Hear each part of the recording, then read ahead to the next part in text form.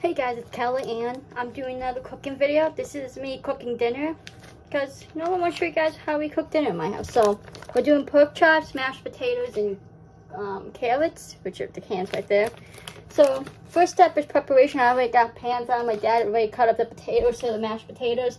So we have these pork chops, and what we have to do is cut the fat off, and we shake and bake them. So that's how we eat pork chops in my home. Also, and this is a shake and bake we use. I know that people just use breadcrumbs, but we use the box stuff. Same with chicken. This stuff is really good. I recommend trying it. Again, look. This meal, the way we cook things are not the most healthiest way, but they're good and it's quick. The only thing is with the chicken and now this, they don't come with the bags. Usually they come with bags. You put the shake and bake mix in, which is this. Then you shake it. So I'm just using a freezer bag. Pork chop preparation. You want to cut the fat off. All that. You do not want the fat. So you guys, let's move back so you guys can see a little bit. But yeah, I figure, I've done so many cooking videos. I've never done a video of cooking dinner. So I'll show you. And this is actually the worst knife I chose to do this. Cutting off the fat though is like hard, because it's like how the fat is. I hate fat. Like with steak, I can't even eat the fat on steak. So yeah, just me and my dad eating. My mom is not home. We'll cut this little piece of carrot. Now pork chop, then we're just gonna put this in the sink for now because we rinse these and then we put the shake and bake on them. The reason rinse them is just good to rinse them and then shake them. Then it helps like the shake and bake to stick to the pork chop one. How I cut the fat off, I cut a little bit, like, not directly on the fat, I cut a little bit of the meat, because it's easier to cut the meat part instead of the fat part, so just cut a little bit on the meat part, so like, yes, you're cutting off some of the meat, but that's okay. Okay, so we cut the pork chop, and I just spilled the juice to get a new fucking pot holder now. The juice of the pork chops just got all over it. You guys can, no, it don't spill over here. Leave that to the side for now. We get our shake and bake bag. The phone got moved a little bit. Our shake and bake bag. Make sure you clean up too as you guys go along. Because cleaning as you cook is the simplest way to do things. No, there's not hot water. I'm like a mess right now. I'm usually. Whoops. Why am I a mess? Guys, I struggle a lot, as you can see, like. First, you're not going to rip correctly. Why would you? So you just rip it, you pour it in the bag, and you shake and bake. Probably the same method you do it, like if you just use regular breadcrumbs. I mean, I don't know if this is the same way people do when they use breadcrumbs, but this is how we do it. You shake it a little bit, and you put it on the pan, like so. And then we have the pan right here.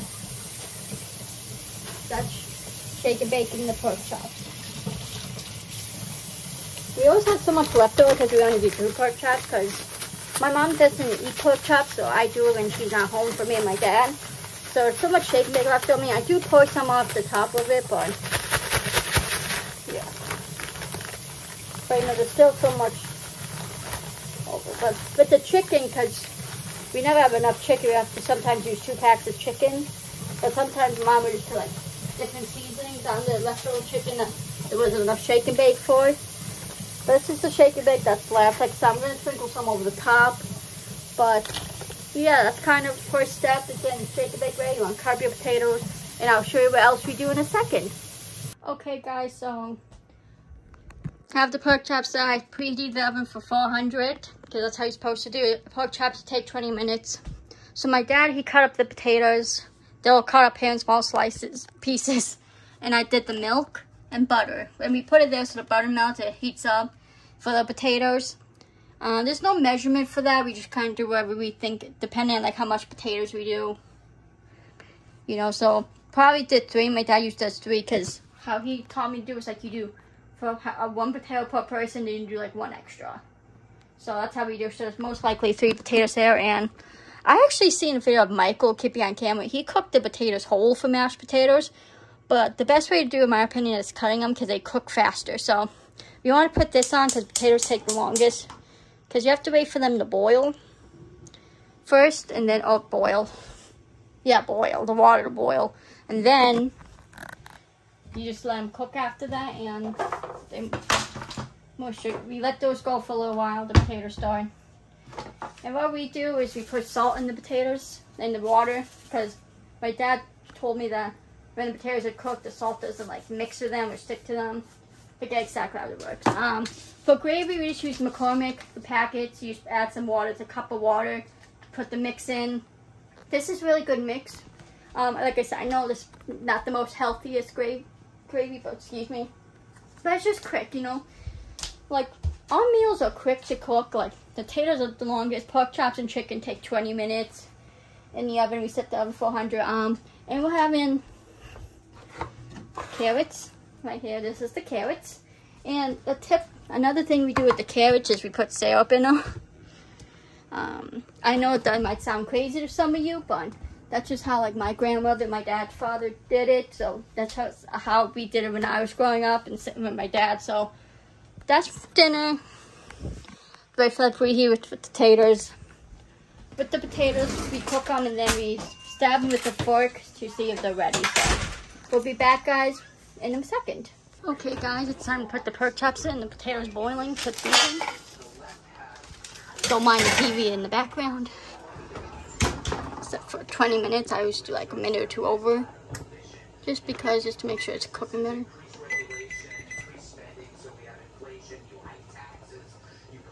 Oh, I fucked up. 400. Damn it, guys. It was just at 400, but whatever. Okay, 1 minute. Okay. Potatoes boiling. Salt. It's kind of a lot of salt. Salt too helps, like, so the potatoes don't like stick to like the pan and everything. Also, I did put the lid on to like help them boil faster. And there was syrup in the can of carrots already. Ooh. So there's already syrup in here. Cooking, guys, is about timing. You want to make sure, like, you know, whatever takes the longest, you start that first before everything else. Like, potatoes take long, so you start those before you put the pork chops in. Then we start the gravy, too. You let it boil a little bit, turn it down. You want to boil it a couple times, helps to thicken it. Carrots, with carrots, you're just warming them up, so not really cooking them. So those I do maybe, like, 15 minutes, like when there's 15 minutes left on the timer. But, yeah, so turn this down. I'm gonna turn this back up a little bit. There we go. Now you're gonna let that boil again. Mix it, turn it down. Let the potatoes finish cooking. If you want something to boil faster, always put a lid on it. Help it boil faster.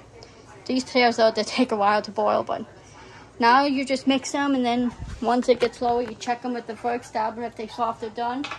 And yeah, we'll be back when it's time to mash the potatoes, guys. Okay, guys, there's 6 minutes left, so we're gonna do a potato check. I'm just gonna show you doing. You get the biggest potato there is, which is a bigger potato. You know, you want to try and cut them all even, but obviously it's not gonna be perfect. So you just kind of stab in the middle, right there, as I'm doing. And I mean, yeah, that's just about done. I said another minute or so. But that's just how you do a potato check. And yeah, we got 6 minutes left. Also, I put the carrots on at 17 minutes because you're just warming them up, like I said. So you can just keep them on low, which I have them on low now, but still mix them, obviously. But yeah, we'll be back when it's time to mash the potatoes. Okay, guys, so I just strained the potatoes. So what you want to do is trip off. Hold on, let me adjust my phone. There we go. So you go to the side because you can see. I don't know if you can see while I'm drinking. Don't mind my messy sink. I'm using the dishwasher, so I just left everything in here for now. This, you know, go them in a circle, go to the side of the water drain. Put them in. Now, when I mash potatoes, I put all this stuff on super low. As you can see, like, on the lowest setting you can go, just so we're about burning. And you can see how the butter melted in the milk, so easier to mash now. We get our glove because the glass is going to be hot, guys, being on the stove. Ooh. And we try to do this one-handed. And you pour it in, then you smash everything together. So, I'm going to try and do this a little bit with one hand, but Another thing about potatoes, guys, is the longer you cook them, the mushier they'll be. So if you don't like really mushy and creamy potatoes, then yeah, just cook them to like how you like them. You know, the texture, if you like them more creamy. Same with like how much milk and butter you use. Again, if you want more creamy, use more milk and butter. But anyways, okay guys, I'm gonna go mash these and we'll be back after the mash. Also guys, here's a tip for when you're using a mixer. This can be used for baking too. Before you turn it off, lift it up a bit, so everything off the blades can come off, and then you turn it off. See, by doing that, you can get everything off the mixer blades faster. But yeah, that's what potatoes look like. We don't do it super creamy, but yeah, and pork chops are about to come out, so you know what guys, be back when it's time to cut into the pork chops. Okay guys, we have the pork chops out of the oven. Let's cut into one so you guys can see what they look like. Just gonna cut into this first one, cut it right in half. Yeah, look at that. See, that's what you want them to look like, a nice white color. It's like white. If there's like a tiny bit of pink, that's fine. I mean, this is not pink at all, but you know, there you go. It's a nice pork chop. Okay guys, now we're gonna go plate, and I'll be back when to show you what the plate looks like. Okay guys, this is my plate. That's what it looks like. And yeah, that's my pork chop dinner. Hope you guys enjoyed this video. I know it's a bit chaotic and a little bit crazy, but you know, that's just making dinner. That's like the most interesting thing in the world. But yeah, I'm gonna go eat. I hope you guys enjoyed this video. Follow me on my socials. Follow everyone in my description, guys. Please subscribe to me. Please like and please comment, because I really want to know your thoughts. And I will see you guys in the next video. Peace.